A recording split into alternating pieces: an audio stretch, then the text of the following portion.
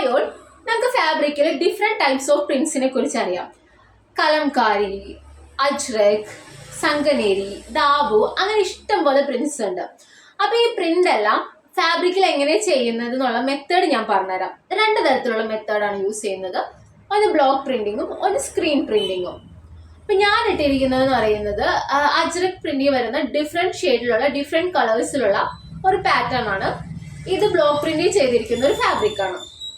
ഇപ്പൊ block printing എന്ന് പറയുമ്പോൾ നമ്മൾ വുഡൻ യൂസ് ചെയ്തിട്ട് പലതരത്തിലുള്ള പാറ്റേൺസ്, ഡിസൈൻസ് മേക്ക് ചെയ്തിട്ടാണ് എന്താ പറയാ ബ്ലോക്ക് പ്രിന്റിംഗ് യൂസ് ചെയ്യുന്നത്. ബ്ലോക്ക് പ്രിന്റിംഗ് ചെയ്യാനായിട്ട് വളരെയധികം ടൈം എടുക്കുന്നത് കൊണ്ട് തന്നെ ഇത് എക്സ്പെൻസീവ് ആണ്. ഓരോ ബ്ലോക്സ് വെച്ചിട്ടാണല്ലോ ചെയ്യുന്നത്, അപ്പൊ അതിന് ടൈം എടുക്കും. അതുകൊണ്ട് ഇത് എക്സ്പെൻസീവ് ആണ്. രണ്ടാമത്തേന്ന് പറയുന്നത് ഇതിൽ വൈഡ് റേഞ്ച് ഓഫ് കളേഴ്സ് നമുക്ക് അവൈലബിൾ ആണ്. ഇതിന് കളേഴ്സ് എന്ന് പറയുന്നത് നാച്ചുറൽ ഡൈസ് ആണ് യൂസ് ചെയ്യുന്നത്. എക്സാമ്പിൾ ആയിട്ട് നമ്മൾ വെജിറ്റബിള്, ഫ്ലവേഴ്സ്, ഫ്രൂട്ട്സ്, അതിൽ നിന്ന് വരുന്ന കളേഴ്സാണ് നമ്മൾ ഇതിന് വേണ്ടിയിട്ട് യൂസ് ചെയ്യുന്നത്. പിന്നെ എന്ന് പറയുന്നത് ഇതൊരു വളരെ പുരാതന കാലം തൊട്ടിട്ടുള്ള ഒരു ആർട്ട് ഫോമാണ്. പഴയ കാലം തൊട്ട്, എത്ര വർഷം മുമ്പുള്ളതാണെന്ന് എനിക്ക് കറക്റ്റായിട്ട് അറിയില്ല, പഴയ കാലം തൊട്ടുള്ള ഒരു ആർട്ട് ഫോമാണ് ബ്ലോക്ക് പ്രിന്റിംഗ് എന്ന് പറയുന്നത്. ഇതിൽ എന്താ പറയുക, ഒരു തരത്തിലുള്ള കെമിക്കൽസും യൂസ് ചെയ്തിട്ടില്ല, കെമിക്കൽ കളേഴ്സ് യൂസ് ചെയ്തിട്ടുള്ള ഒക്കെ നാച്ചുറൽ കളേഴ്സ് ആണ്. എക്കോ ഫ്രണ്ട്ലി ആണ്, നമ്മുടെ ബോഡിക്ക് വളരെയധികം നല്ലതാണ്. വൈഡ് റേഞ്ച് ഓഫ് കളേഴ്സ് ഉണ്ട്. ഇനി ഈ കാണുന്നതാണ് ബ്ലോക്ക് പ്രിൻറ്റിലുള്ള പ്രോസസ്സ് എന്ന് പറയുന്നത്. നമ്മളൊരു ഡിസൈൻ എടുത്തിട്ട് ഓരോ ബ്ലോക്കിലും കളേഴ്സിൽ മുക്കിയതിന് ശേഷം നമ്മൾ ക്ലോത്തിൽ ബ്ലോക്ക് ചെയ്യുന്ന പ്രോസസ്സാണ് കാണുന്നത്. ഇതൊരു വലിയൊരു പ്രോസസ്സാണ്, ടൈം കുറേ എടുക്കുന്നൊരു പ്രോസസ്സും കൂടിയാണ് ഈ കാണുന്നത്. അപ്പം ഇങ്ങനെയാണ് നമ്മൾ ക്ലോത്തിൽ ബ്ലോക്ക് പ്രിൻറ്റിങ് ചെയ്യുന്നത്. Screen printing. സ്ക്രീൻ പ്രിന്റിംഗ് എന്ന് പറയുന്നത് വെച്ചിട്ടുണ്ടെങ്കിൽ നമ്മൾ ഫ്രെയിംസ് യൂസ് ചെയ്തിട്ടാണ് സ്ക്രീൻ പ്രിന്റിംഗ് ചെയ്യുന്നത്. ഓരോ ഫ്രെയിംസിലും ബ്ലേഡ്സ്, ഷെയ്ഡ്സ് യൂസ് ചെയ്തിട്ടാണ് നമ്മൾ സ്ക്രീൻ പ്രിന്റിംഗ് ചെയ്യുന്നത്. കണ്ടിട്ടുണ്ടാവുമായിരിക്കും.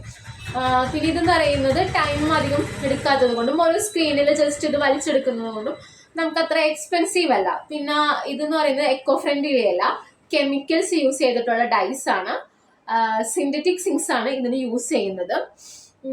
പിന്നെ എന്താ പറയുക, പെർഫെക്ഷൻ ഉണ്ടാവും ആ ഫാബ്രിക്. അതായത് ഇപ്പൊ അജ്രക് ആയാലും കലംകാരി ആയാലും സ്ക്രീൻ പ്രിന്റ് ചെയ്തിരിക്കുന്ന ഒരു ഫാബ്രിക് ആണെങ്കിൽ അതിനൊരു പെർഫെക്ഷൻ ഉണ്ടായിരിക്കും.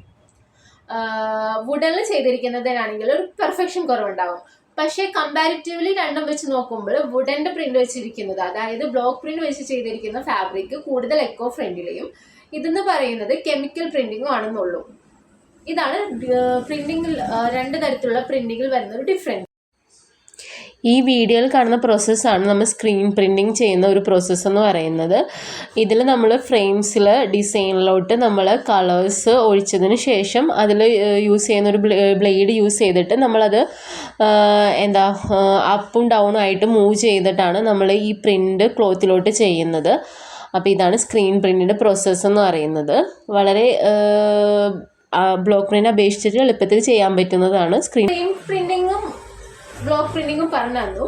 ഇതിൽ ബ്ലോക്ക് പ്രിന്റിൽ വരുന്നിട്ടുള്ള ഫാബ്രിക്കിൽ കളർ പോകുന്നത് പൊതുവെ വരുന്ന ഒരു കംപ്ലൈന്റ് ആണ്.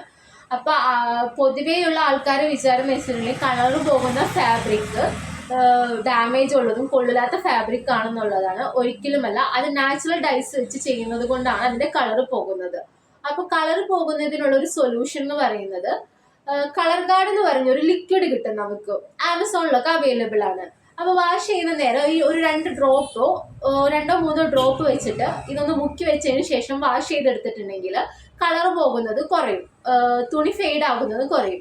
അല്ലെങ്കിൽ വാഷിംഗ് മെഷീനിലിട്ട് അലക്കുന്നവരാണെങ്കിൽ റിൻസ് ചെയ്യുന്ന നേരത്ത് വിനെഗർ കുറച്ച് ഒഴിച്ചാലും മതി.